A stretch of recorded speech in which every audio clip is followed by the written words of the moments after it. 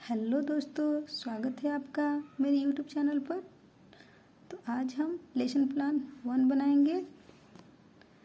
तो देखिए, पहले हम लोग क्या करते हैं कि पहले हम लोग विद्यालय का नाम लिखते हैं, उसके बाद डेट लिखेंगे, फिर कालांश लिखेंगे, पीरियड, फिर किस घंटे में पढ़ा रहे हैं, फिर कितने अवधि हम लिखेंगे, टाइम, फिर क्लास, सब्जेक्ट, उसके बाद हमारा आता है टॉपिक। ठीक है, तो हम लोग टॉपिक प्रकरण हम लोग कौन सा कहानी पढ़ाएंगे या जो भी पढ़ाएंगे तो हम लोग यहाँ पे लिखेंगे। ठीक है, टीचिंग एड्स, सहायक सामग्री हम लोग क्या क्या इस्तेमाल कर रहे हैं वो लिखेंगे। तो चौक, मॉडल, चार्ट पेपर, किताब, तो ये सब हम लोग इस्तेमाल करेंगे तो उसको लिखेंगे। टीचिंग मेथड मतलब किस विधि से हम लोग पढ़ा रहे हैं, तो हमारा हो जाएगा व्याख्यान विधि, प्रश्नोत्तर विधि। यदि आपको और कोई विधि से पढ़ाना तो आप वो विधि लिख सकते हैं। अब यहाँ पे आता है हमारा कि समान उद्देश्य क्या होगा। तो समान उद्देश्य में कैसे प्रश्न करेंगे, देखिए पूछेंगे हम लोग कि बच्चों में हिंदी विषय के प्रति रुचि हम लोग को क्या करना है, जागृत करना है। दूसरा हो जाएगा कि बच्चों को कल्पना शक्ति का अवसर प्रदान करना है। तीसरा हो जाएगा बच्चों को स्पष्ट एवं धारा प्रवाह गति पर तथा शुद्ध उच्चारण के साथ कविता पढ़ाना है। ठीक है, अब आ जाएगा हमारा विशिष्ट उद्देश्य जिसे हम लोग बोलते हैं स्पेशल ऑब्जेक्टिव।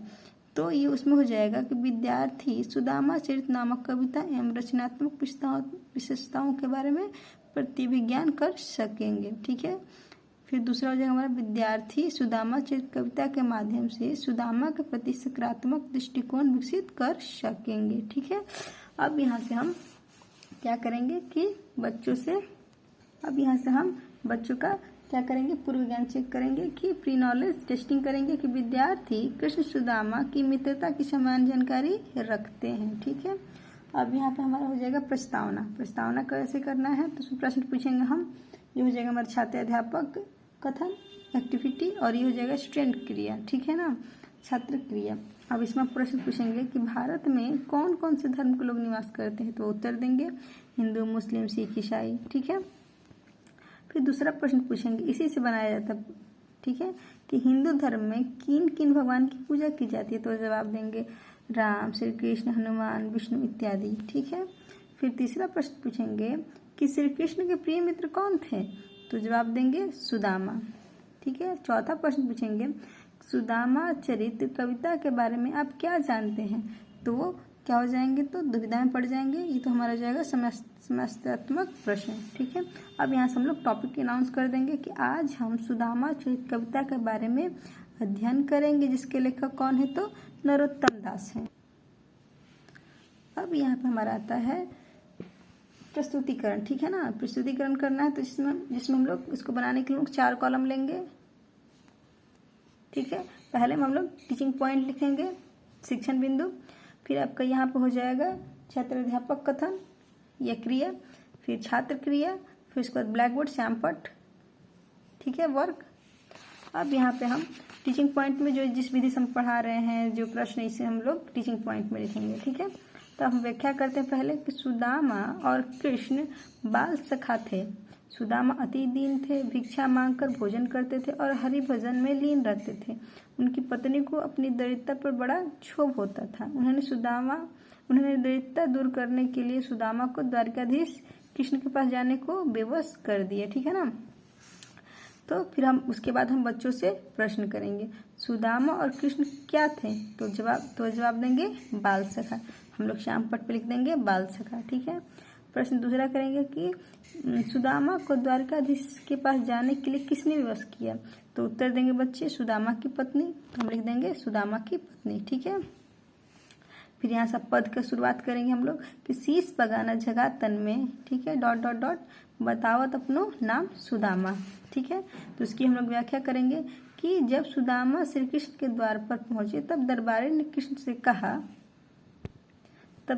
ने जाकर कृष्ण से कहा कि प्रभु, कोई आपसे मिलने के लिए आया है जिसके सर पर ना पगड़ी है ना ही अच्छा वस्त्र है, बस ढीला ढाला सा कुर्ता पहने हुए है और ना ही पैरों में जूता है, देखने में भी दुर्बल लग रहा है, साथ ही अपना नाम सुदामा बता रहा है। ठीक है, तो बच्चे क्या करेंगे, तो बच्चे ध्यानपूर्वक सुनेंगे और हम लोग क्या करेंगे, तो शब्दार्थ को ब्लैक बोर्ड पर लिखना शुरू कर देंगे। ठीक है ना, तो देखिए अब प्रश्न यहाँ से बनता है कि द्वार पर कौन आया है, तो बच्चे जवाब देंगे सुदामा। ठीक है, दूसरा प्रश्न, सुदामा के आने की खबर किसने दी? तो बच्चे जवाब देंगे दरबारी।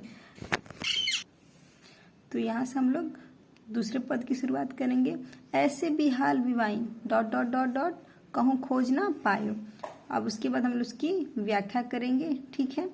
कृष्ण सुदामा के विषय में सुनकर दौड़कर बाहर आए। सुदामा के विवाह से भरे पैर में से क्या करते हैं, वो कांटे निकालेंगे। ठीक है।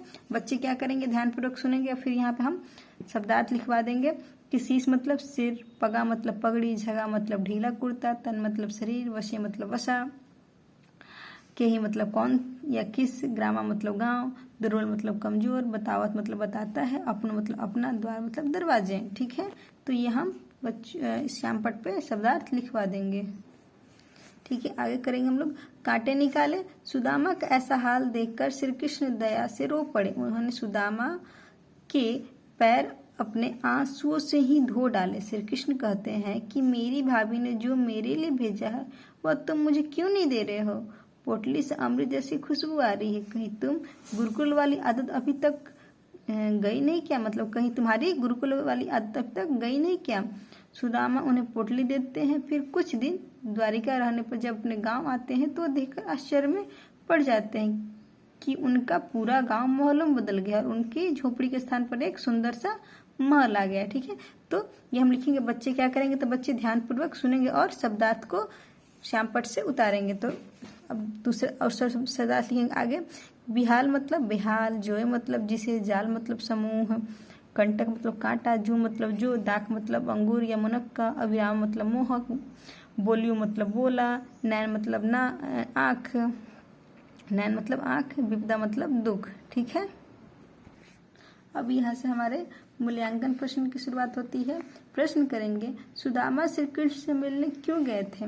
तो जवाब देंगे अपनी पत्नी के कहने पर वो कृष्ण से मिलने आए थे। ठीक है। फिर दूसरा प्रश्न करेंगे, कृष्ण सुदामा के बारे में सुनने के बाद क्या किया? तो उत्तर देंगे वो दौड़कर सुदामा के पास आए और उन्हें गले से लगा लिया। ठीक है।